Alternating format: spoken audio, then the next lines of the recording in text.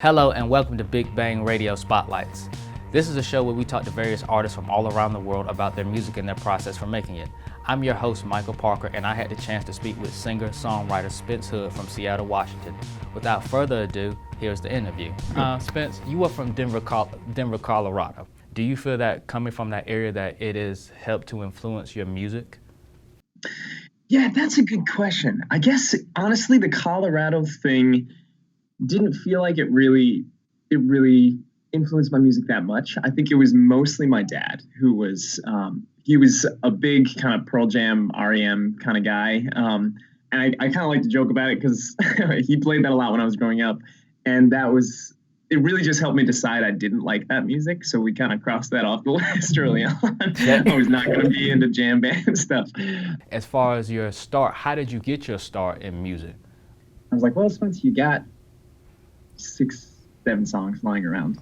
The only thing stopping you from like turning this into an EP is time and your own go-get-itness. So I called up a buddy from college who I knew had a bedroom studio down in Anaheim, and I was like, hey man, do you want to like bang this out?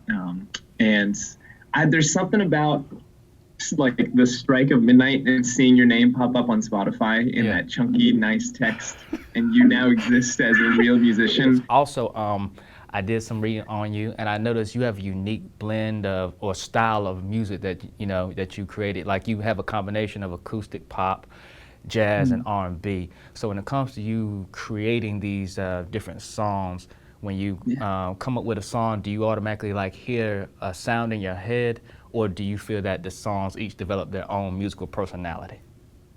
In terms of genre, it was a question early on. Because I recognized early on that like, oh, Spence, you got serious ADD here. Like, you need to pick a lane a little bit.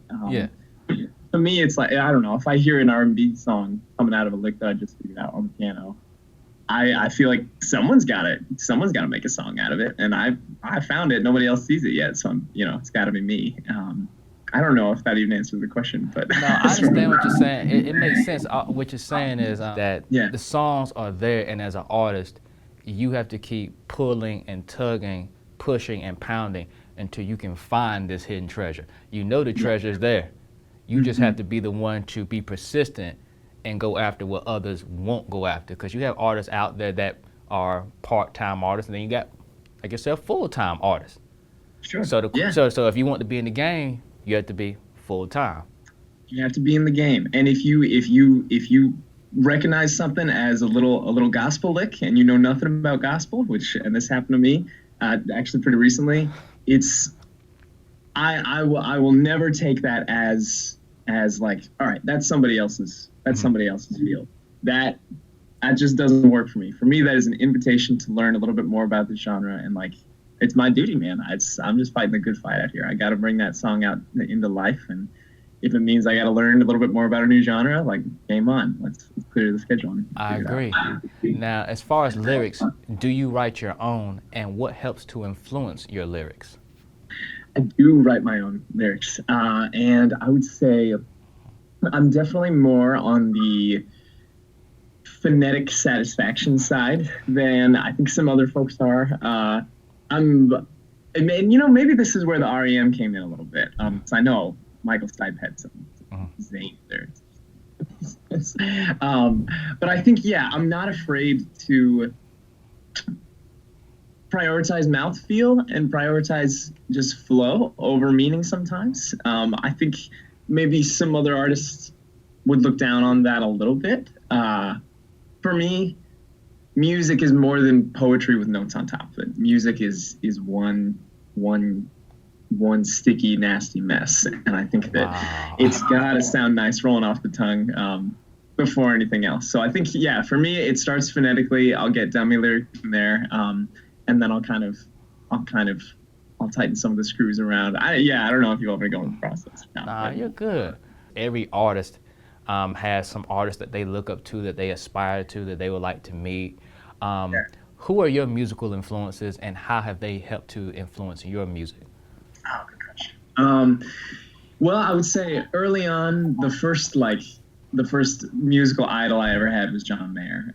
Just because, I think, everybody dreams about being this, Well, he's amazing. We can all agree he's wonderful. So he was an early one for me. I think as of late, 1975 has been a huge influence for me, specifically Matt Healy, the lead singer.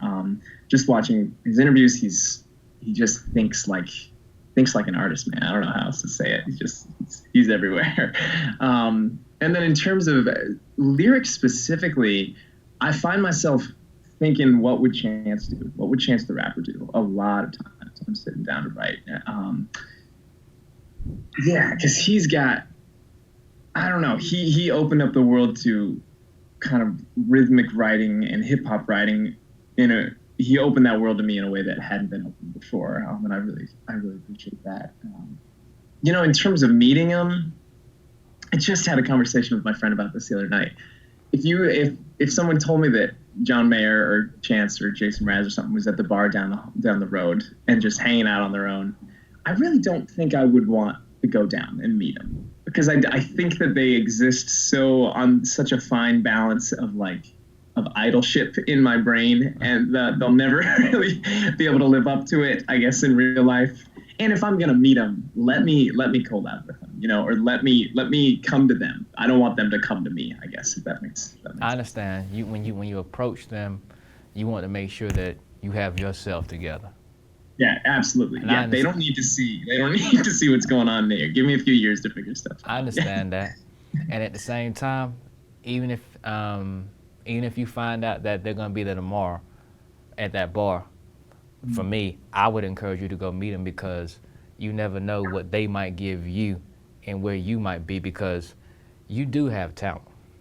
You do. Sure.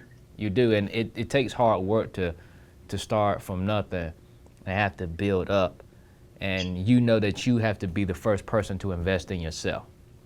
Yeah. And like someone told me, if you don't believe in the product, nobody else will. Oh, you're the truth, man. So yeah, good. Yeah. So also you have a music video for a mashup song called "Chocolate and Killer Whales." I do. Can you elaborate more on that song and the inspiration for that? Oh yeah, golly, yeah, man. You went in the closet. You found some skeletons. I would say that I heard "Chocolate" for the first time right before that came out, and I was just blown away. Had no idea who 1975 was, and at this point, very, very big fan. And at the time, I was thinking, Spence, you're just gonna become the next Charlie Puth. How hard can it be? You'll get some garage band experience. You'll bang at it for a few hours, and you'll be there. Little did I know what I was in for. But so I was trying to learn a little bit more about production, and I just wanted to take two songs that came from really different places in my life. "Chocolate" comes from me doing the thing out here in Seattle. Don't really know anybody. Don't really know what I'm doing from week to week. And then I heard "Killer Whales." It's back in college when I think it was junior or senior year of college, when I felt like I had everything figured out and life was cruising. So I was like, well, okay, this could be explosive in my head in a, very unhealthy way or a really creative way. So let's find out which one it is. Cool. You just released a track off of your album "Something Good in the Oven" called "Foothills," and in this video you display multiple personas. Now, can you elaborate on this, because I find this video very interesting, because one of my favorite scenes is you're kind of dressed like a beatnik. You kind of have on a poetry hat, like you would be at a jazz convention or something like that, because I know that's what you like. But can you elaborate on the video "Foothills" and the multiple personas in it? Oh, geez. Yes. Yeah, I can. That's so funny. When I was writing this song, it was the first song that I finished out here in Seattle, and it was very much it's a song about identity, and kind of a song about, I think, if I had to pick a common thread throughout the EP, it would probably be about all right, where are you from? Where do you want to be from? And how much do you really want that to matter in the grand scheme of things? Gotcha. So I think "Foothills" was written really stream of conscious, and kind of depending on the day, whenever I sat down to write another half verse or whatever, things would come out sounding differently. So it just felt like to me, it felt like a celebration. I guess like what we were talking about before. Yes. A celebration of the fact that like, at least at the time, and I would say still, I didn't really feel like I had to pick a lane. I felt like I could put out this EP that has 4 insanely different vibes on it, and I can kind of be whatever artist I want to be for the duration of the 3 to 4 minute song. So yeah, to me it was obvious that I had to become like, I don't know, 6 different people throughout the video. And we were out here on a shoestring budget. I was pulling favors from as many friends as I could handle. And it was just filmed in my ex-girlfriend's little tiny living room. So we were like, all right, we have one weekend. You're buying everybody, lunch and coffee and donuts. Like, what can you make of this? And we kind of pulled together all the weird Goodwill props we had collected over the years just from our little creative pursuits. And yeah, the idea really was formulated on the fly, man. Like 5 minutes before some of these shots, we were scrambling around trying to figure out the camera movements, which I know doesn't speak to my professionality. I swear I'm usually more on top of it. But that was just kind of the spirit of it. I loved it. I think at the end of the video, you had your arm around 2 of your friends, and I think you had a lemon in your mouth. I think it was a lemon. You did. You caught it. Yeah, and you were like, it was just funny.